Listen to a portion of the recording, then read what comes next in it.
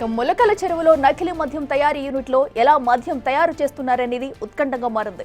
మద్యం తయారు చేయడానికి బాటిలింగ్, ప్యాకింగ్ చేయడానికి అక్కడ యంత్రాలు ఉన్నాయి. నకిలీ మద్యం తయారీలో స్పిరిట్, డిస్టిల్ వాటర్, క్యారమిల్ వాడారు. అసలు నేరస్తుడు దొరికితేనే నకిలీ మద్యం ఎలా తయారు చేస్తున్నారనేది తెలిసే అవకాశం ఉంది.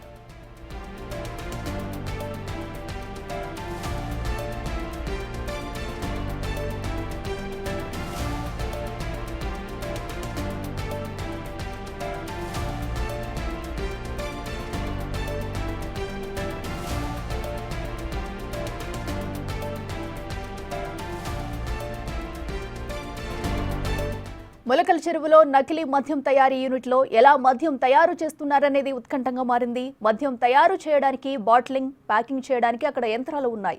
నకిలీ మద్యం తయారీలో స్పిరిట్, డిస్టిల్ వాటర్, క్యారమిల్ వాడారు. అసలు నేరస్తుడు దొరికితేనే నకిలీ మద్యం ఎలా చేస్తున్నారో తెలుస్తుందంటున్నారు excise deputy commissioner Jayaraj. Popular అయిన 3 బ్రాండ్లనే నకిలీవి తయారు చేశారంటున్న జయరాజ్తో మా ప్రతినిధి శివ ఫేస్ టు ఫేస్. ఆంధ్రప్రదేశ్లో సంచలనం సృష్టించినటువంటి మొలకల చెరువు వద్ద ఏదైతే ఉందో నకిలీ మద్యం తయారీ సంస్థపై కూడా ఏదైతే దానిపై కూడా పోలీసులు, ఎక్సైజ్ డిపార్ట్మెంట్ కూడా దాడి చేసి ఒకసారిగా కొన్ని భారీ స్థాయిలో ఏదైతే దానికి సంబంధించి నకిలీ మద్యం తయారు చేసే వారి వస్తువులు బట్టి వాటి కూడా ఇంగ్రీడియంట్స్ కూడా పడ్డది పోలీసులు స్వాధీనం చేసుకుని వాటిపై కూడా కొన్ని సంచలన విషయాలు వెలుగు తీసుకొని వచ్చారు. ఈ నకిలీ మద్యం ఏదైతే తయారీదారులు ఉన్నారో వారందరినీ కూడా వాటికి సంబంధించి కూడా కీలక ఆధారాలు సేకరించి వాటిపై కూడా కేసు నమోదు చేసి ఇప్పటికీ 10 మంది అదుపులో తీసుకున్న నేపథ్యంలో మాత్రం ఈ అంశంలో మాత్రం కొంత సంచలనం అయితే ఆంధ్రప్రదేశ్లో కొంత సంచలనం సృష్టించకపోవచ్చు. ఎందుకంటే ఈ కేసులో ఏదైతే ఉందో అధికార పట్టినటువంటి కొంత కీలక వ్యక్తులు కావచ్చు, లేదంటే ఇతర వ్యక్తులు కావచ్చు, వీరందరినీ కూడా దాదాపు 10 మంది ఇప్పుడు ప్రస్తుతానికైతే కూడా 14 మందిపై కేసు నమోదు చేసి 10 మందిని అదుపులో తీసుకుని ఇప్పటికీ ఎక్సైజ్ శాఖ అయితే కూడా వాళ్ళు విచారణ చేపట్టారు. సో ఈ నేపథ్యంలో అసలు ఈ కేసు అసలు ఎక్కడ మొదట ఎప్పుడు గుర్తించారు, ఎవరిని అదుపులో తీసుకున్నారు, ఈ కేసు మొదట గుర్తించిన ఏదైతే ఉందో ఎక్కడ స్వాధీనం చేసుకున్న అంశంపై మనతో మాట్లాడడానికి ఉమ్మడి కడప జిల్లా సంబంధించి కూడా ఎక్సైజ్ డిప్యూటీ కమిషనర్ అయితే ఉన్నారో జయరాజ్ గారు, వాళ్ళు అడిగింది సార్ చెప్పండి.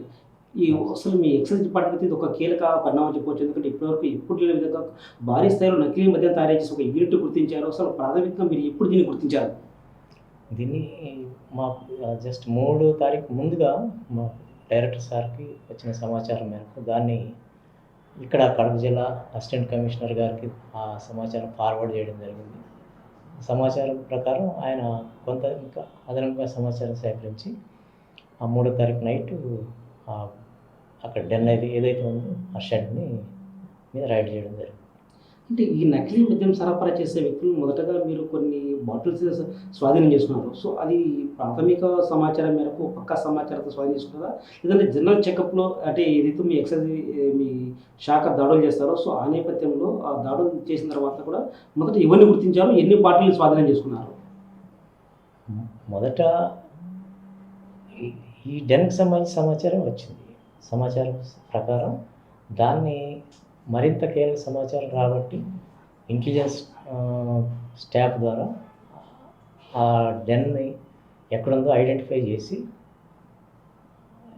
చేయడం జరిగింది. ఐడెంటిఫై చేసి ఇమీడియట్గా అదర్ పార్టీస్ని అక్కడికి పూలప్ చేసుకుని 3వ తారీఖు సాయంత్రం అక్కడ షెడ్ మీద దాడి చేయడం జరిగింది. అంటే ఏదైతే మీకు ప్రాథమిక సమాచారం మేరకు దాడి చేసే సమయానికి అక్కడ మీకు ఎంత మొత్తంలో ఏదైతే నకిలీ మద్యం తయారు చేసి ఇంగ్రీడియంట్స్ కావచ్చు, అంటే అవన్నీ కంటెంట్స్ కావచ్చు, ఎలాంటి కంటెంట్స్ ఎంత మొత్తంలో మీరు వాటిని గుర్తించారు? ఇక్కడ ఆ షెడ్లో ఒక డిస్టిలేషన్ ప్లాంట్ ఒకటి నడుస్తున్నారు, మినీ డిస్టిలేషన్ ప్లాంట్ లాగా దాన్ని అరేంజ్ చేసుకున్నారు. వాళ్ళు స్పిరిట్ బయట ఎక్కడి నుంచో తీసుకుని వచ్చి ఇక్కడ స్పిరిట్తో పాటు దానికి వాటరు, క్యారమిల్ మిక్స్ చేసి దాన్ని కలపడానికి కూడా ఒక యంత్రాన్ని ఉపయోగించారు, మోటార్ ఉపయోగించి. తర్వాత కలిపిన తర్వాత దాన్ని బాటిలింగ్ చేయడానికి 3 machines, 2 manual, 1 automatic, semi automatic machines ఉపయోగించి ఆ బాటిల్ ఫిల్ చేసిన తర్వాత క్యాప్ సీలింగ్ కోసం ఉపయోగించారు. క్యాప్ సీలింగ్ ఆఫ్టర్ దాని తర్వాత మాన్యువల్గా వీళ్ళు ఆ లేబులింగ్, తర్వాత అడ్హెసివ్ లేబుల్స్ కూడా డూప్లికేట్ చేయడం జరిగింది. దాన్ని ఫిల్ చేసి బాక్సులు కూడా డూప్లికేట్ బాక్సులు తెచ్చేసి దాంట్లో ఫిల్ చేసి సీల్ చేసి అన్నీ రెడీ పెట్టుకుని ఉన్నారు. అయితే మాకు వచ్చిన సమాచారం ప్రకారం ఆన్ ద స్పాట్ దాడి చేయడంతో మనకి రా మెటీరియల్స్తో పాటు ఈ మిషన్ యంత్రాలు మనుషులు కూడా ఆ రోజు పట్టుకోవడం జరిగింది. అంటే ఈ నకిలీ మద్యాన్ని తయారు చేయడానికి వీళ్ళు ఎలాంటి కంటెంట్స్ వాడతారు? అంటే ఈ పారామిల్ కావచ్చు, స్పిరిట్ కావచ్చు, వీటన్నిటి కూడా ఎలాంటి అంటే ఎన్ని రకాల కంటెంట్స్ వాడతారు? ఇక్కడ వాడిన దాంట్లో, ఇక్కడ దొరికిన దాంట్లో స్పిరిట్ ఒకటి ఉంది. ఆ స్పిరిట్ ప్లస్ వాటర్, ఆ డిస్టిల్ వాటర్, ఆ వాటర్ని కూడా డిస్టిల్ చేసి క్లియర్ కట్ వాటర్ వాడారు. క్యారమిల్ వాడినట్టు తెలుస్తుంది. సరే, అంటే ఈ క్యారామిల్ కావచ్చు, స్పిరిట్ కావచ్చు, అంటే దీనికి క్వాలిటీ ఎంత ఉంటుంది? అంటే ఒక బాటిల్, మద్యం బాటిల్ తయారడానికి అంటే ఒక లీటరు క్యారామిల్ కావచ్చు, స్పిరిట్ కావచ్చు, అంటే ఎన్ని బాటిల్ తయారు చేసే అవకాశం ఉంటుంది? అంటే వాడు తయారు చేసే దాన్ని బట్టి ఉంటుంది. ఇది అంటే గవర్నమెంట్ అయితే మనం చెప్పగలుగుతాం స్పెసిఫికేషన్స్. ఇది గవర్నమెంట్ ఆథరైజ్డ్ కాదు కదా, ఇల్లీగల్. సో ఆ ప్రైవేట్ పర్సన్ తయారు చేసిన వ్యక్తి మనకి ఇంకా దొరకాల్సింది, అతను చెప్పే దాని ప్రకారం చెప్పగలుగుతాం. అంటే వీళ్ళు తీసుకొచ్చినటువంటి స్పిరిట్ కావచ్చు, అది ఎంత మోతాదులో మీకు లభించింది? అది అయితే మీరు స్వాధీనం చేసుకున్నారో ఆ స్పిరిట్ 1 లీటర్ వీళ్ళకి ఎంత క్వాంటిటీ, అంటే ఐ మీన్ అమౌంట్ వీళ్ళకి 1 లీటర్కి ఎంత ఖర్చు చేయొచ్చు స్పిరిట్కి? 1 లీటర్ స్పిరిట్ కంటే 1 లీటర్ స్పిరిట్ వాడు ఇంటూ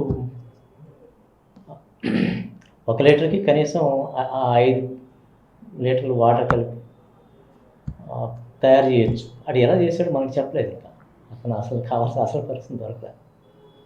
సరే, ఈ కేసులో ఇప్పటివరకు మీరు ప్రాథమికంగా ఏదైతే మీకున్న సమాచారం మేరకు ఇక్కడ ప్రధాన ముద్దాయిలు ఎవరెవరు గుర్తించారో, వీళ్ళకున్న బ్యాక్గ్రౌండ్ ఏంటి, గతంలో కూడా ఇలాంటి నేర చరిత్ర ఉందా, ఏదైతే నకిలీ తయారు చేసిన నేర చరిత్ర ఉందా, ఇప్పుడు ప్రాథమికంగా మీకు గుర్తించిన ప్రధాన A1 ఎవరు, అసలు వాళ్ళ చరిత్ర ఏంటి? ప్రధానంగా A1 వచ్చి జనార్దన్ రావు ఫ్రమ్ విజయవాడ, ఇతను A1గా గుర్తించాం. A2 కట్ట రాజు. వీళ్ళిద్దరూ ఇంకా అరెస్ట్ కావాల్సింది. వీళ్ళ దగ్గర ప్రాథమిక సమాచారం ఉంది. అంటే వీళ్ళు ఆ షెడ్యూల్ లీజ్ తీసుకునే క్రమంలో వీళ్ళ ప్రధాన పాత్ర తేలింది. ఈ కూలీలకి డబ్బులు జీతాలు ఇవ్వడం కానీ, తర్వాత ఈ ట్రాన్స్పోర్టేషన్ అంతా వీళ్ళ వ్యవహారం మీద నడిచినట్టుంది. సో వాళ్ళు